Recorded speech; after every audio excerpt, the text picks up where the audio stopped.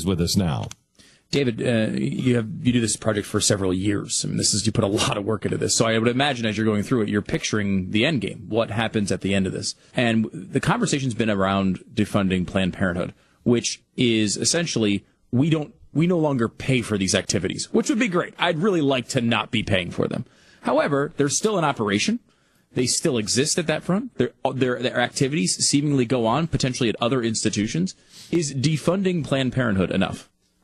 No, it's definitely not. And, I think what the American people want when they're confronted with evidence like this, that an organization that is funded by $500 million taxpayer dollars a year and holds themselves out as a legitimate mainstream medical organization, where they're confronted with evidence that an organization like that has been lying to them and has been using their taxpayer money to run a horrific late-term abortion and baby parts business.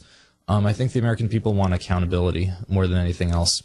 And what that means is it means not just defunding and making sure that taxpayer money is not going to fund the biggest abortion business in the country that is going beyond abortion to do even more grotesque, horrific activities. But it also means making sure that they're held accountable to the law, to the whole constellation of laws and regulations on both the state and federal level that are violated in the course of harvesting and selling aborted baby parts.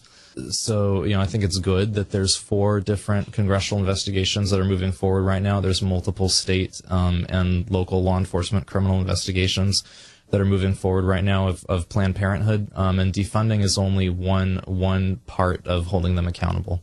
Do you find it odd? Because going through this is a bit amazing in that it really has, as Glenn and Pat both said, you really changed perspective, I think, with this project. It's done an amazing thing. And in some strange way, it's almost as if people are more upset about the sale of the parts than they are the actual act of the murder. Have you seen that reflected at all? And is that a weird place to be if you're moving through the sort of public rollout of these videos? Yeah. I don't think that there's so much of a distinction between those two reactions. I think that when people are upset about Planned Parenthood selling baby parts, I think it's because the transaction makes it really clear to them what's going on in that entire area of Planned Parenthood and abortion. And part of why I thought this project was so important to do, and to do in a really comprehensive and sophisticated way, is that there is this paradox at the heart of baby parts trafficking, and it's that on the one hand, the human fetus, unborn children, are not considered to be fully human enough to be protected by our laws. Their humanity is not considered to be fully equal to that of our own in order to be fully protected from being killed by abortion. But at the same time, it's precisely that equal humanity that makes them so valuable for exploitation, for scientific experimentation, and makes researchers and Planned Parenthood hunt after their body parts like buried treasure in order to sell them. And so, like no other issue, I think the baby parts issue has the ability to cut to the core about our contradictory attitudes towards unborn children, the way that we treat them both medically and legally and socially. And I think that I think that paradox surfaces out a lot of other contradictions in our society right now, and I think that it opens up an avenue for people to get to that deeper issue of their their killing people. David, did you think you'd be further along in the process of whatever your goal was for this, whether it's to stop abortion completely and or defund Planned Parenthood? You said you expected more than that. Yeah. We're discouraged. Did you think you'd be further along after 10 videos that are so horrific and so abominable? Did you think there'd be more of an outcry? Well, I guess I'm a realist in the sense that I know that Planned Parenthood has a lot of political cronies and allies in the media. They're a very, very entrenched special interest organization. And so I don't, I'm under no illusions about how long it might take to fully root them out. I mean, I know because our investigators have talked to them and talked to their top level executives that this is the last issue that Planned Parenthood wanted to have to talk about in public. Yeah. This is the last issue that they were prepared to talk about in public. It's the last issue that they thought they were going to have to talk about in public. And so they're still trying to figure out what their response is going to be to what everybody is calling the worst PR crisis in their history. And I would say, based on the evidence that we've gathered, and I think, and I think it's becoming increasingly clear, potentially their greatest area of criminal exposure in anything. Well, I don't think there's. I mean, you want to talk about a PR disaster? There's only one worse, and that was probably with the Nazis and the Holocaust.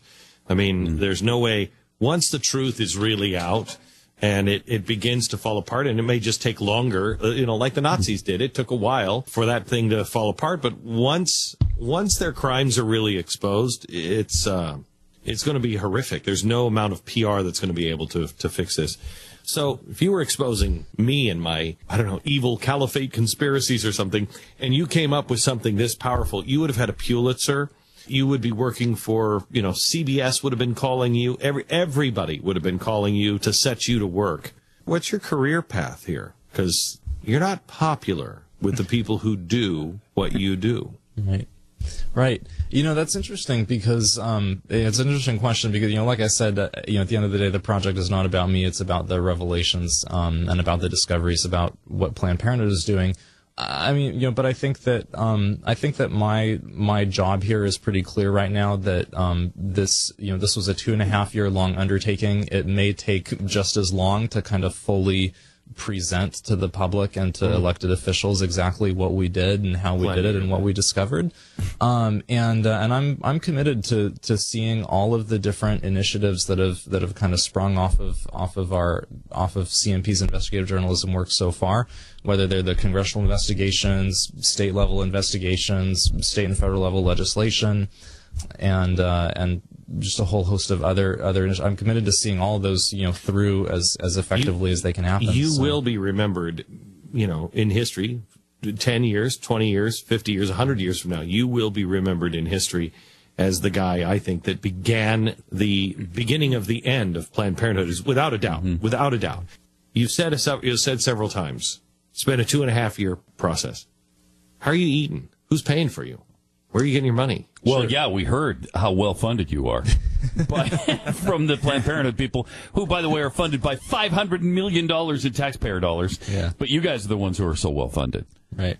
So, yeah, who funded all of this? Right. Well, so CMP is a 501c3 nonprofit. We did the entire project over 2.5 years on just a little under $120,000 total. Oh my gosh! 2.5 years. Yeah, so it was definitely a shoestring budget. I definitely lost weight while we were doing it. You are a little thin. I am a little thin, just a little. And that was really just a core group of, I'd say, probably about a dozen, maybe 15 to 20 very, very committed. What do you do for a living? What do you do for a living? So I'm the executive director and the project lead for CMP now. We have a donate button on our website, centerformedicalprogress.org. So you could use some donations. I wonder if there's anybody in the I wonder if there's anybody who would. Maybe somebody. What was that address? What again? was the address? It's centerformedicalprogress.org. Centerformedicalprogress.org. And there's because you don't have like big money donors like the Koch brothers or ExxonMobil. Right. No. Planned Parenthood. Not yet. Or George Soros or Warren Buffett. The great thing is, too, because you're doing really, really important work and you lost weight, which is, we would do pretty much anything. Virtue is its own reward, as they say. Yeah. I think I found all the weight you've lost, but that's a different story. I want to thank you sincerely and tell you that all of the resources that I have at my disposal, you're a straight-up guy. As I said at the beginning, I've seen people like you come, and I've seen people like you go. You're going to be around for a long time if you keep your ego in check, which looking in your eyes, I don't think you're going to have a problem with that. And you always make it about the truth and not about you. And it's a real, true honor to meet you. And you just tell us what you need. And our home and our resources are at your disposal. Keep up the fight. It's wonderful, Glenn. It's an honor to be on. Thank you. Thank you.